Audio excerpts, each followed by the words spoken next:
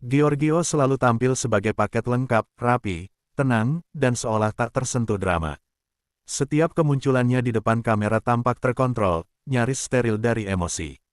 Namun di balik kilau itu, ada perubahan kecil yang tak bisa diabaikan, raut wajah yang lebih tegang, senyum yang datang terlambat, dan tatapan yang tak lagi ramah pada satu sosok di lokasi. Perfeksi yang selama ini jadi senjatanya, perlahan berubah menjadi beban.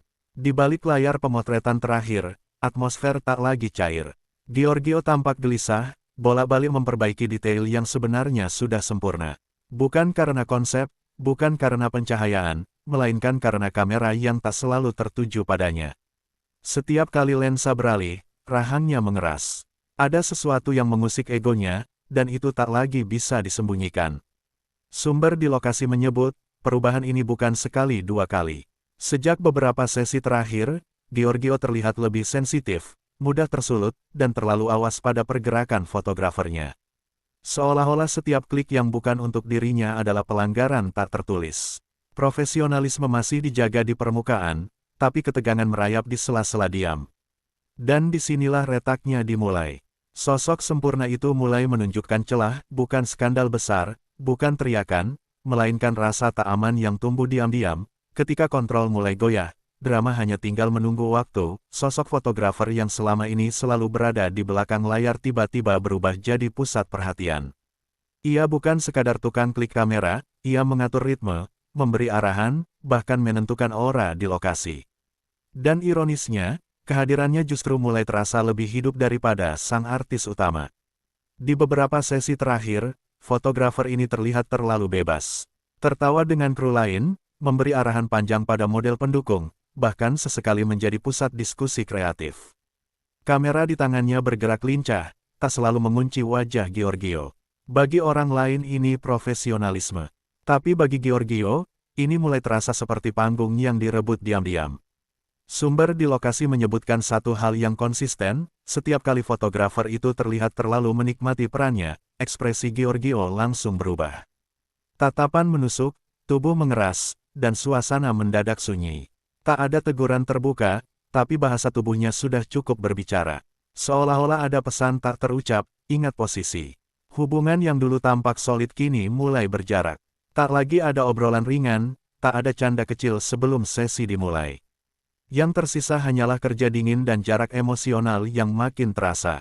Dan dari sinilah muncul pertanyaan besar yang mulai dibisikkan kru, ini masih soal profesionalisme, atau sudah masuk wilayah cemburu yang tak diakui.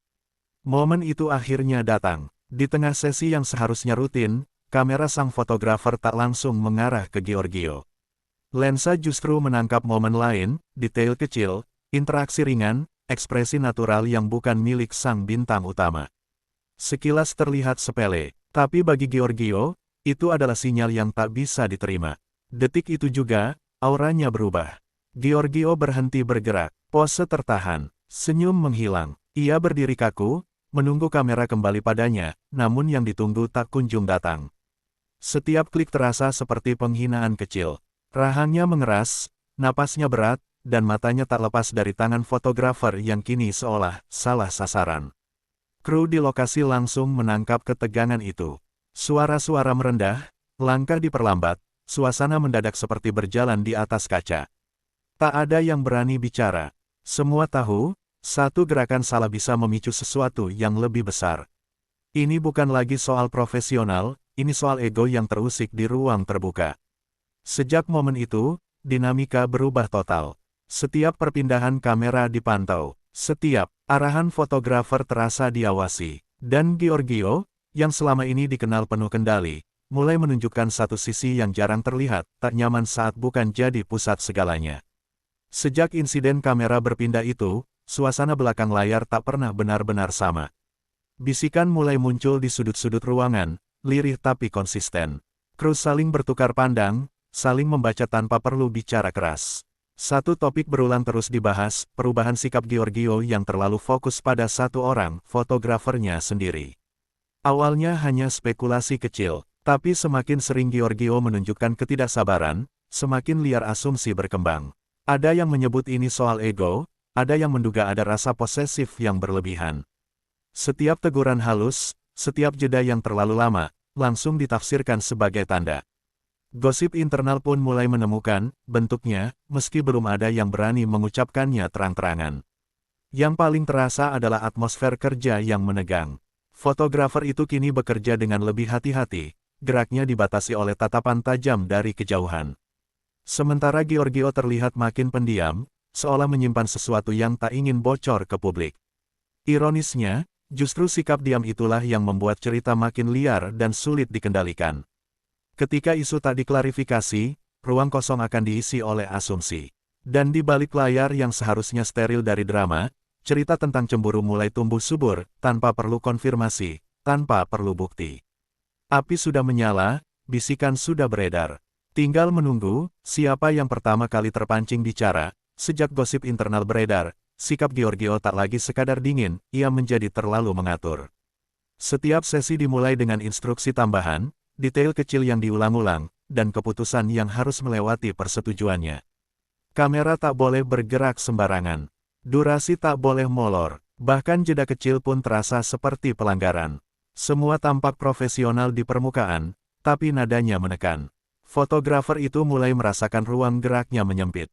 Arahan kreatifnya dipangkas, improvisasi ditekan, dan setiap langkahnya seperti berada di bawah lampu sorot, bukan sorot kamera, melainkan sorot kecurigaan. Tatapan Giorgio mengikuti tiap pergerakan, seolah memastikan pusat perhatian tak pernah bergeser terlalu jauh darinya. Kru pun ikut terseret, diskusi kreatif dipercepat, keputusan dipadatkan, suasana kerja berubah kaku. Tak ada yang berani bercanda. Semua tahu, satu momen yang salah bisa memantik reaksi. Yang tadinya kolaborasi, kini terasa seperti pengawasan, dan tekanan itu menular ke seluruh tim. Ini bukan lagi sekadar perasaan yang dipendam. Kontrol telah mengambil alih, dan dampaknya terasa nyata di lokasi. Ketika kreativitas dipagari oleh rasa curiga, hasil akhirnya selalu sama, ketegangan.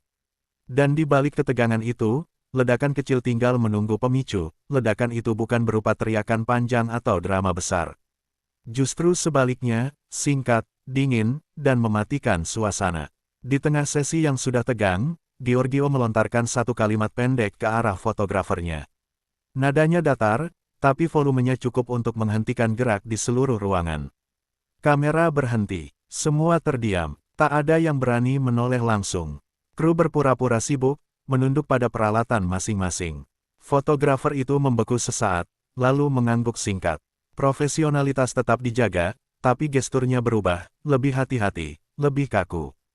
Teguran itu mungkin kecil di telinga publik, tapi di lokasi, itu terdengar seperti peringatan. Sejak momen itu, jarak semakin nyata. Tak ada lagi diskusi mata ke mata. Arahan disampaikan singkat dan formal. Giorgio tampak semakin tertutup, seolah memastikan kendali tak lepas sedikit pun. Ironisnya, ketenangan yang ingin ia ciptakan justru melahirkan kecanggungan yang sulit diurai. Ketegangan ini bukan asumsi lagi. Teguran itu menandai batas, dan setelah batas ditarik, hubungan kerja tak pernah kembali sama. Api memang belum membesar, tapi bekas panasnya sudah terasa kemana-mana, di luar lokasi. Giorgio tetaplah Giorgio yang dikenal publik.